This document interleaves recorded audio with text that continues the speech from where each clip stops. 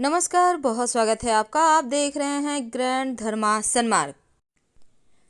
जो शिव जी के शरण में आ गया उसे और कहीं जाने की आवश्यकता ही नहीं है, क्योंकि शिव जिसके भी ऊपर अपना हाथ रख दे वो व्यक्ति तर जाता है। उस व्यक्ति को और कुछ चाहिए ही नहीं, क्योंकि सब कुछ तो वो शिव जी से पा ही लेगा। लेकिन एक छोटा सा प्रयोग कि इस सोमवार के दिन, किसी भी सोमवार के दिन, एक दीपक ऐसा जो आपके सारे दुखों को ही जला देगा। तो वो दीपक कहाँ जलाएं कि जीवन के दुख नष्ट हो जाए, दुख समाप्त हो जाए, जीवन में सिर्फ खुशियां आए। सोमवार के दिन भगवान शिव की आराधना करने से जीवन के सारे कष्ट ही मिट जाते हैं।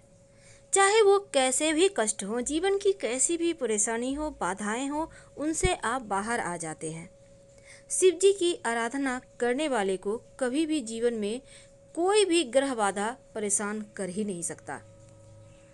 शिव जी पर तमाम तरीके के चीज़ें, वस्तुएं अर्पित की जाती हैं ताकि आपके जीवन के परेशानियों को दूर आप कर सके। जब संसार को बचाने के लिए शिव जी ने विष पिया था, तब विष जो पीने के बाद उनके कंठ में विष उन्होंने रख लिया था, तब यहाँ पर उनके कंठ में असीम जलन पूरे शरीर में हो रहा था। और यहाँ पर समुद्र मंथन की कथा में भी ये बात आती है, विष्णु पुराण, भागवत पुराण में भी वर्णित है कि समुद्र मंथन के दौरान जब संसार को बचाने के लिए भगवान शिव ने विष पी लिया था, तो उनका पूरा कंठ ही नीला हो गया था। और इस विष के प्रभाव से शिव और उनकी जटा में बैठी देवी गंगा पर भी जब ये प्रभाव पड़ने लगा, ऐसे में समस्त देवी देवताओं ने शिव जी को दूध ग्रहण करने का आग्रह किया। और जैसे ही शिव जी ने दूध ग्रहण किया तो उनके शरीर में विष का असर कम होने लगा।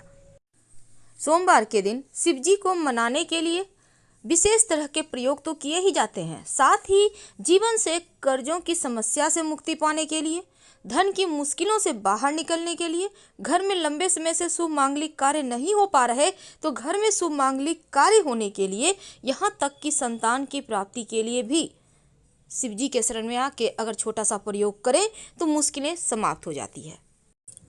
अगर आप कर्जों से परेशान हैं, जीवन में समस्याएं एक के बाद एक परेशान करें, धन की समस्या बहुत ज़्यादा है, तब एक बार बटकेश्वर महादेव के शरण में आ जाएं। कर्जों से की समस्या से, धन की परेशानी से आसानी से आप बाहर निकल आएंगे। सबसे पहली बात तो बट का वृक्ष यानी बरगद का पेड़ आपके घर के आसपास है तो वहीं पर आपको जाना होगा। सोमवार के दिन ये प्रयोग करना है, लगातार 3 सोमवार करना है। 1 लोटा जल में 1 चुटकी पिसा हुआ चावल, 1 चुटकी हल्दी लेकर आप किसी भी बरगद के पेड़ के नीचे चले जाएं और वहां पर जल अर्पित करें और बटकेश्वर महादेव को प्रणाम करें। यानी जल अर्पित करना है जड़ में, लेकिन प्रणाम करना है बटकेश्वर महादेव को। इसके बाद थोड़ा सा जड़ उससे वहां पर से पेड़ से तोड़ कर ले आएं। अब इस जड़ को आप लाल धागे के सहारे बांधकर अपने पॉकेट में रख लें, पर्स में रख लें, अपने बैग में रख लें, या आप चाहें तो अपने व्यवसाय स्थल पर रख लें, आप चाहें तो गले या बाह में धारण कर सकते हैं। धन की मुश्किलें भी दूर होगी, कर्जों की समस्या से मुक्ति मिल जाएगी। आइए अब जानते हैं एक छोटा सा प्रयोग जो जीवन के सारे कष्टों को धर लेगा, दूर कर देगा। कई बार क्या होता है, शत्रु बहुत परेशान करते हैं, आप हार चुके होते हैं कि क्या करें, कैसे भगवान हम इस परेशानी से बाहर निकलें, कैसे हम तमाम बंधनों से मुक्त हो जाएं। इस मोह माया जाल में हम इस कदर फंस जाते हैं कि कभी कभी बहुत ज़्यादा उलझनें होती हैं, समझ में नहीं आता कौन अपना है कौन पराया, क्योंकि हर कोई हर किसी के साथ गेम खेल रहा होता है। लेकिन फिर भी हम उन्हीं रिश्तों को निभाना जानते हैं क्योंकि हमारी परंपरा ही ऐसी है। तो चलिए अब हम जानते हैं सिंपल तरीके से कैसे दुश्मनों से मुक्ति पाएं। देखिए, आप किसी भी सोमवार को ये उपाय कर सकते हैं। आपको चाहिए होगा 11 काली मिर्च और थोड़ा सा कच्चा दूध। तो काली मिर्च को कूट कर उसका पाउडर बना लें, कच्चा दूध में मिलाकर इसको शिवलिंग पर अर्पित कर दें। ऐसा करने से शत्रु विरोधी शांत हो जाते हैं। ये प्रयोग 3 सोमवार लगातार कीजिएगा। तो चलिए अब जानते हैं कि शिव जी पर अपनी मन्नत को पूरी करने के लिए आप क्या अर्पित करें। तो सबसे पहली बात देखिए, जब आप शिव जी पर चावल अर्पित करते हैं, यानी याद रखिएगा टूटा हुआ चावल ना हो, कर्जों से मुक्ति मिलती है और पके हुए चावल से शिवलिंग का श्रृंगार करें तो मंगल दोष दूर होता है। जौ अर्पित करने से घर में सुख शांति रहती है, तो शिवलिंग पर आप जौ अर्पित कर सकते हैं। और फिर देखिए, अरहर की दाल भी अर्पित की जाती है। माना जाता है कि अगर शिवलिंग पर आप अरहर की दाल या अरहर के पत्ते अर्पित करें तो धन और ऐश्वर्य की कमी जीवन में कभी नहीं होती, दिन ब दिन बढ़ता ही चला जाता है। और अगर मूंग की दाल अर्पित करें या हरा मूंग अर्पित करें तो ऐसा करने से बुद्ध आपका बेहतर होता है और आपके सभी कार्य जल्दी जल्दी पूरे होते हैं। शहद अर्पित करें तो शत्रु विरोधी शांत होते हैं। अगर चीनी अर्पित करें तो जीवन के दुखों का नाश होता है, दरिद्रता समाप्त होती है। काला तिल अर्पित करें तो घर से पारिवारिक कलह कलेश दूर हो जाती है, शनिदेव की बाधाएं शांत होती है और जनेऊ अर्पित करने से हर कार्य में सफलता मिलती है। ये तो थी शिव जी को प्रसन्न करने का सिंपल सा प्रयोग, जो आप किसी भी सोमवार के दिन कर सकते हैं और आपको इसके रिजल्ट हाथों हाथ मिलेंगे।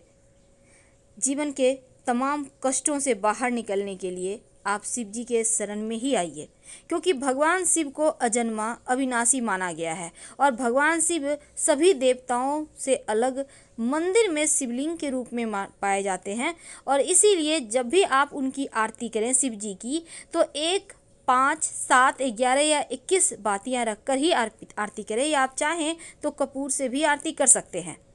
जब भी शिव जी की आरती करें, ओम की आकृति बनाकर ही आरती करें।